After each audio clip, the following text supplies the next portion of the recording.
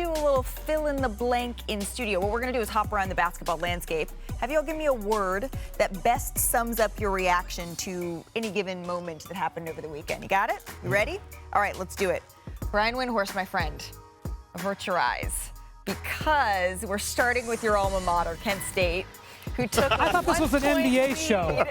Over Akron with 6.2 seconds left, but then Julius Rollins proceeded to foul on purpose as though they had the lead. Brian, fill in the blank. I thought this was an NBA show. This foul that's my guy, Rob was Senderoff. what? This foul was pain.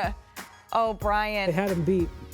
Look, as I told Rob, there was 6 seconds left. Akron had a timeout. Maybe they call a timeout and set up a game-winning play. They could have lost 7 or 8 different ways. Austin is feeling this pain for you. I didn't like seeing that. I didn't even see that footage till now. That hurt really bad. All right, well, Pelicans only a game out of 4th place. Williamson is averaging 28.6 points on 63% shooting in his last 5 games, his most points over a 5-game span this season. So, Mr. Windhorst, the Pelicans, they will finish as which seed in the West? I'm going to say, look, I'm going to say 5, but I'm going to point something out. The only reason I'm saying 5 is because their schedule is hard. I know no one's maybe paid attention. The Clippers have struggled. The Clippers now have a 1-game lead over the Pelicans in the loss column, and the Pelicans have the tiebreak. Clippers better watch out because this could turn into a 4, legit, in a couple of weeks. 5. I'm going with the 4. I got the Pelicans as my sleeper to come out of the Western Conference. Right now, they're clicking on all cylinders.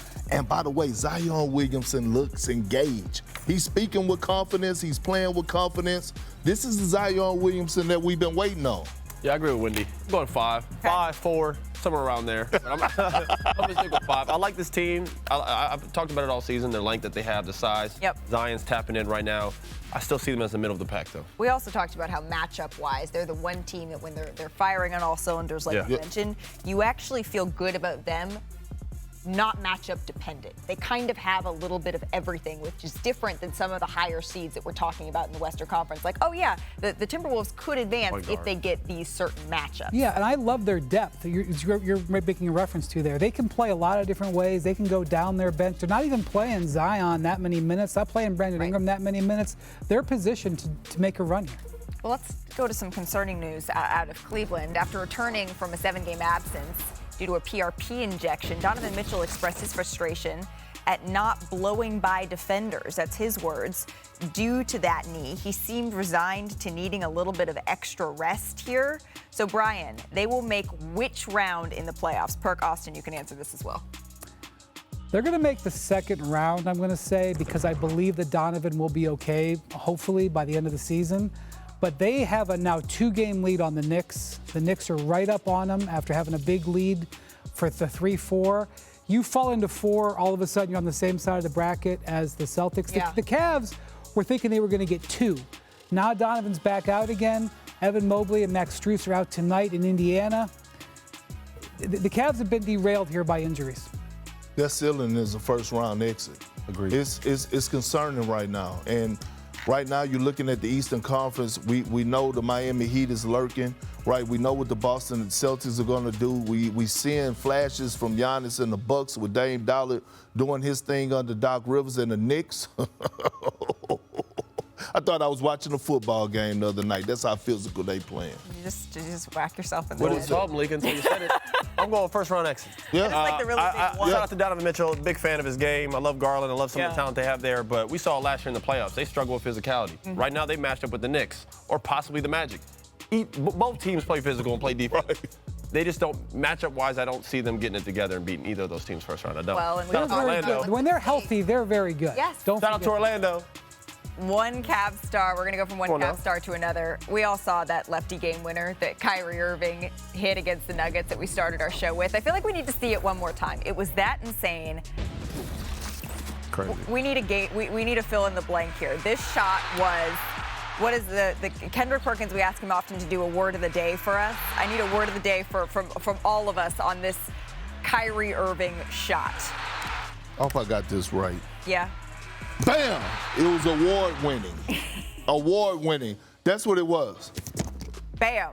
It was award winning. I think that's what it was. right. Is that a word or 2 words? It's 2 words, but so what? Award winning. Nobody normal would take that shot. Yeah. You have to be crazy, abnormal, special. Yeah. And he is. What do you got for this one, Austin? I don't really have anything. I'm gonna roll with Perk. I'm gonna do a. Y'all caught me off guard, yeah. I'm gonna do mind blowing. Yeah. There we go. That works. That one word. All right. One of my favorite moments of Champ Week came in the Mountain West Conference Championship game. It was courtesy of New Mexico's Jaelen House, the son, of course, of Eddie House, who was in the stands watching. Big Perk's teammate in the 08 Celtics championship squad. Jaelen, he dropped 28 points to help the Lobos punch their ticket in the big dance, including a clutch and one late. And let's just say his dad had a pretty animated reaction. And look who is joining us here on NBA Today now. It is Jaelen and Eddie House. Gentlemen, thank you so much for stopping by. Of course. Thanks for having us. Of course, we got the matching chain. Yeah, nephew, what's going on? It's not matching. It's not matching. It's not matching. We have to go on the record and make sure that father and son are not matching. You feel me? No, this is my initials. Yeah, this one's a little fat. This one's a little fatter than his. Oh, I knew you were coming with this type of energy. Jaelen, I want to start with you here because you have been around high-level players your entire life, including watching our friend Kendrick Perkins here win a championship with your father. How long have you been visualizing a moment like this for yourself? I mean, since I can remember, I've been trying to get to the tournament all 5 of my years. So, it's just an amazing feeling to finally be able to do this. It was pretty amazing to watch. And Eddie, I couldn't help but smile watching you celebrate your son lead New Mexico to a conference championship. Where does this rank for you in terms of top moments? Well, I would say it was really the best day of my life. You know, I feel like this is a family reunion right now. And because the first thing that what I text Eddie House was, I said, man, I love you, brother, and I'm proud of you. And the reason being is because I used to babysit Jaelen. I used to babysit. Wait. Eddie, you trusted Kendrick to babysit Jaelen. No. I didn't trust. I didn't trust Perk. I trusted Van. So it wasn't. Yeah. Vanity we trust. Understood. We just had to clear that up. So I'm a proud uncle, and I'm sitting up here watching Jaelen give that work. But I want to talk about the balance. Tell the world what y'all, the type of things y'all talk about behind the scenes. E-House, how you keep Jaelen mind frame in the right headspace, knowing that, guys are going to come after him night in and night out because of the name on the back of his jersey. Well, I'll say this. Jay know from the beginning, it's always been about him. I never try to make it about me. It's not about me. I go places, people are going to say, hey, yeah, this, that, and the other, but it's really about Jaelen. It's Jalen's moment, okay? This is his time. His time to shine. And so I did an interview after the game. They said he's in the shadow of you. I said, no, he's not in my shadow. He's creating his own footsteps, and this is him. His name is Jaelen House, and don't forget it. He's creating his own path. He's blazing his own path, and it has nothing to do with what I'm doing. What I'm doing is I'm a support for him. I lock in as a dad, and tell him, no, you that guy. Remember that. Jaelen, what does it mean to you to have your dad not only say that and put you first, but then see him show up the way he did, go viral for showing up that way, cheering like he did in the stands for you this weekend? It feels good.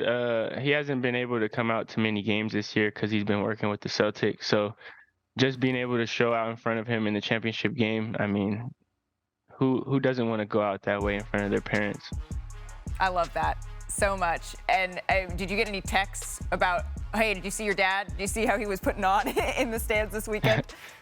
Yeah, we got a group chat with my family or my cousins and some of my friends, and we got a screenshot of that right there. Him so we was just laughing at that this whole little week. That's awesome. That's incredible. So nephew, tell us what's next right now. What's the mindset of the team? What's your mindset going into the tournament? Do you guys strongly believe that you have an opportunity, and are you ready to embrace the challenge? Of course. We're not going in there to lose. I don't know a player who going in there to lose. We got a full training team, like I said on the interview after the game. I don't think anybody want to see us right now. We really locked in, offensively and defensively. Kendrick, what are you doing at 3:10 Eastern on Friday? You're gonna watch him play Clemson? Yeah, absolutely. Yeah. Long as I don't have to see this face right here, I'm cool with watching my nephew. And I don't want to see your face either. Guys, thank you so much for stopping by. Man, that was so much fun. Jaelen House, though, isn't the only player with an NBA father on his own team. Woo. Fellow New Mexico player, Jamal Mashburn Jr., of course, the son of Jamal. DJ Wagner, Mason Miller, Jameer Nelson Jr., all among the NCAA tournament players with NBA fathers. Pretty cool to watch that father-son connection. But it's not only family ties when it comes to the NBA. This year's men's tournament, Duquesne won 4 games in 5 days to win the Atlantic 10 tournament, punched their first ticket to the big dance since 1977. And the Dukes, they're led by head coach Keith Dambrot, who also, coached LeBron James in high school at St. Vincent St. Mary's. And Dambrot, who announced he will retire after the tournament, he talked about the differences of coaching this team versus LeBron after the big win. Take a listen. I try to treat him like my own son, and by that what I mean is I tell him the absolute truth, even if it hurts their feelings. And I treated LeBron the same way, and I think he didn't like it much when he played for me, but he liked what he made at the end of the day, which I take no credit for. He was that good without me. But my point is if you really care about people, you have to tell them the truth, and you have to treat them like your own family. Amen. Well, LeBron posted on social media after the Dukes win, "Yes, sir. Punched that ticket to the big dance. Congratulations. Love you, Coach Dambrot and Coach Drew Joyce."